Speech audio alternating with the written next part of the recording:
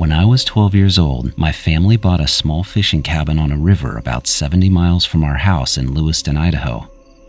It was a pretty backwoods area with only dirt roads and scattered cabins on the river. The cabin itself was basic and older, but nice at the same time because it had a summer camp vibe. It was close enough to the river that we could hear the water, but you had to take a short trail to actually get down there to fish. I think it was only our second or third time staying there, but one weekend we had gone for more of a work trip. My parents were painting inside and my dad was repairing and replacing screens in all the windows. I have an older sister and 2 younger brothers, so it was all 6 of us helping and working, but in between that, we did still have time to fish and wander around in the woods. On the very first morning, I was helping my dad outside and a woman walked over to see who had bought the cabin and say hi. She was probably in her 60s and really nice and said she lived full-time in the next house down the river from us with her husband. I wasn't paying attention while she was talking to my parents, but before she left, she specifically told my sister and I not to be scared if we saw strange things out there at night because it was normal and we should feel safe. It was an awkward thing for her to say and she was dead serious when she said it, but the 2 of us actually started snickering because it felt like she was talking about monsters in the woods or something. My mom apologized for us, then later gave us an earful about being rude to the neighbor. On our last full day there, the 4 of us kids walked down to go night fishing with our dad. We took flashlights but kept them off most of the time because the stars were incredible. My dad was especially good at pointing out constellations and he loved showing us how and where to find them. After we had been fishing for a while, my youngest brother randomly pointed out a perfect circle of stars overhead and he asked what constellation it was. We all looked up at the same time, but my dad said it wasn't a constellation because they were way too low and no constellation is in a circle like that. Every light in this circle was completely still, just like stars would be, so to me it really did look like a constellation, but I remember watching my dad put his rod down on the ground and he actually walked into the water with his shoes on to see it better. While he was in the river and looking up, he told us to grab our stuff and head back to the cabin. As we were grabbing everything, I remember my dad's voice yelling, "Oh my God," which obviously startled all of us. Then he said the circle of lights had broken apart and each one had gone off in a different direction. None of us had seen it because we were getting our fishing gear, but after it happened, his entire personality changed and he yelled at us to leave everything and go back to the cabin, which we did in a hurry. Without thinking, we took off running up the trail. I was at the back of the line behind my sister and 2 brothers, and I remember briefly looking back at my dad where I saw him leaning down and picking up our stuff. I also remember being extremely worried about leaving him there. At about the halfway point, I stopped because my conscience kept telling me to go back and help him. I was definitely scared, but I was more worried about him, and I did start to walk back down toward the river. As soon as I got close to the water, I saw all of our gear scattered on the ground right where the trail started. It looked like he had just thrown everything down all at once, and it gave me this horrible feeling that something happened to him. I hate to admit it, but at that age, I didn't have the courage to walk all the way down to see if he was okay, so I started walking back up the hill again. On the way up, I ran into my sister and brothers who had also stopped because they were wondering where I went. I told them exactly what had happened and that I didn't know where our dad was, so all 4 of us started calling his name. We called him dozens of times over several minutes and didn't hear a single answer back. Finally, we heard someone running up the trail, then saw that it was him coming. In just seconds, he was up where we were and he sprinted right past us without saying a word. I don't even think he looked at us, he just ran straight to the cabin. We all followed him, then when we got to the top, he was standing inside the back door and waving for us to come inside. He really looked angry and just told us to go in our rooms and go to bed, and he said it in a way where we knew he meant it, so we did exactly that and got into our bunks without asking questions. All I could do was lay there and try to sleep while being so confused about what had just happened. It also dawned on me that he left our fishing gear at the river because he wasn't carrying anything when he ran past us. After a pretty sleepless night, the next morning got even weirder. My sister tried to bring it up first thing and he cut her off right away. The only thing he said, and this was with my mom standing right there, was that he had to cut our night fishing short because he had gotten too tired. That was his whole explanation. None of it made sense to me, and it was a very weird and disturbing way to see one of your parents act. I have never seen my otherwise normal father act like that even one time before that trip or after it. Something had obviously rattled him, he just wouldn't admit it or talk about it. The craziest part is that we never went to the cabin again. That was our last trip ever. My parents never even talked to us about it or told us anything, and the few times we asked about it or wanted to go, they would brush it off and say we couldn't afford it. After 2 years, they suddenly decided to sell it, and that was it. Over the years and as an adult, I've brought it up to my dad maybe 2 times. He always shuts it down immediately though, and he's just not a guy you want to piss off by prying, so I stopped asking about it. I wish I knew what happened to him, but he's apparently going to take it to his grave. I can't imagine what could have made him act like that though. I still think that it has to be related to the circle of lights we saw, but part of me also wonders if the neighbors were freaks and somehow threatened him while he was alone. I still think it was weird for that lady to say what she did. I really have no idea, and unfortunately, it'll most likely stay a mystery unless my dad decides to come clean, but I don't see that happening.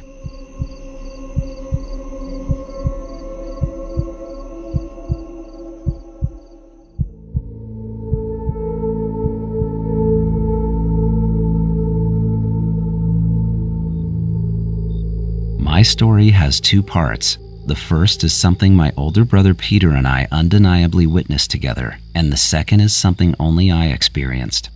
This all happened in 1981 when I was 9 years old in rural Montgomery County, Indiana. I also want to mention that our dad was an Indiana State Trooper and part-time helicopter pilot, so my brother and I were no strangers to flying or aviation. It was a perfectly clear evening, and I was playing in the front yard of our neighbor's house with my brother and our friend. My brother was the first one to see something. Over the left side of their roof and at a very low altitude, we saw 2 of the strangest aircraft we had ever seen. They had a rough and almost saucer-like shape, which sounds cliche, I know, but as they moved across the sky, our perspective changed and they looked rectangular and completely different. We heard absolutely nothing as they passed over us, and the only other detail I remember is that one of them seemed slightly higher in the sky than the other. We were only able to watch them for a short amount of time because there were large trees at the end of our neighbor's yard and they blocked our view. As soon as they passed the trees, we all ran in different directions. I ran home to get my dad, my brother ran to the end of our neighbor's driveway toward the road to try and see them again, and our friend ran into his house. By the time my dad came outside, Peter was already coming back up the driveway and yelling to him that he missed it. Our friend's dad also came out and everyone started talking over each other. My dad eventually pulled my brother aside to talk to him alone since he was the oldest. Then he ended up talking to our friend's dad for what felt like an hour. After that, we went home for dinner and everything kind of went back to normal. That is the first and undeniable part. I know I'll never have an explanation for what we saw, but it is a fact that the 3 of us saw it. The second part is something that only happened to me. Very late that same night, I woke up sick with a high fever. Some of this is hazy to me, but I remember my mom getting up and making me drink a full glass of water. Then she put a cold towel on my head and tucked me back into bed.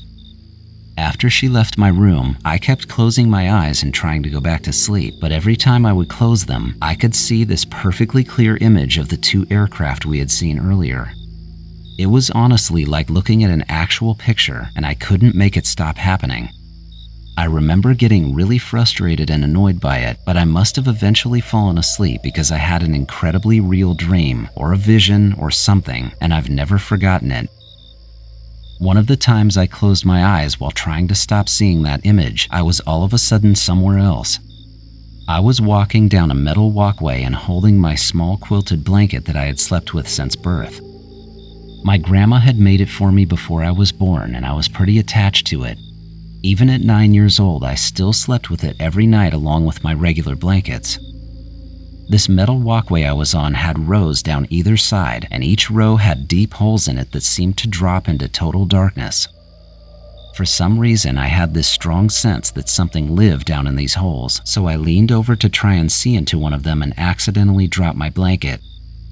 When that happened, I totally panicked and wanted to reach in to grab it, but it was too dark and I was way too scared to put my arm down into the hole. As I was trying to figure out how to get my blanket back, I noticed what I thought were people walking toward me, but I can't remember what they looked like. What I do remember though is how they made me feel. I was really scared and I could tell that they knew that. Two of them came over to me and put their arms under mine, then gently helped me walk toward the end of the walkway where there was some kind of room that was brighter than where we were. It felt almost comforting and did briefly make me feel better.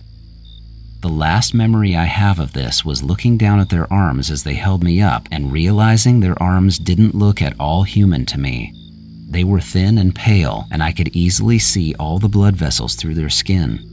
It was an incredibly unsettling thing to see that made me start to cry, and thank God that's where the dream or whatever it was ended. My next memory was waking up early the next morning in my bed and still sick. I remember calling for my mom, and she spent most of the morning taking care of me. One of the very first things she did was make up a spot on the couch for me with blankets so I could watch TV. While she was doing that, she asked where my grandma's blanket was. I always kept it on my bed, but she couldn't find it anywhere in the room. Until that moment, I hadn't even remembered losing it in my dream, but hearing her asking about it made the memory come back, and the fact that it was actually missing freaked me out. I called her into the living room and told her about my dream and how I'd dropped my blanket into a dark hole. She told me that was just a fever dream and said it had to be somewhere. Unfortunately though, after searching the house for days with both my parents, I never got it back, and to this day it's still one of the strangest things that has ever happened to me. Losing the blanket really upset me at that age because I was very attached to it. It wasn't just sentimental, it was full of memories.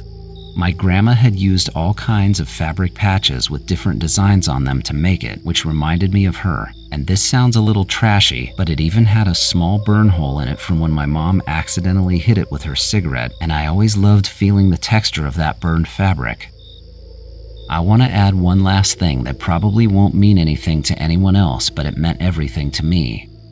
Months after all of that happened, my mom randomly handed me a wrapped gift, and inside was a brand new blanket. It wasn't an exact copy, but it was very close, and it was again handmade by my grandma.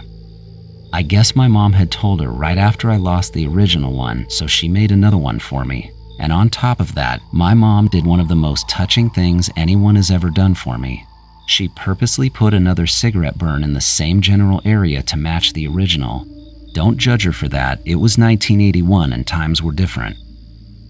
I still have that blanket that I keep in a storage bin in my closet, and funny enough, it means more to me than the original one ever did, because every time I pull it out, it reminds me of my mom and how much she cared about me. I've always wanted to believe that what I experienced was just a fever dream like my mom said, but I can't do it. The actual disappearance of my blanket and seeing the crazy aircraft only hours before getting sick and having that dream is too much for me, and I just can't help it. I think something actually happened, and I think it's connected to what we saw.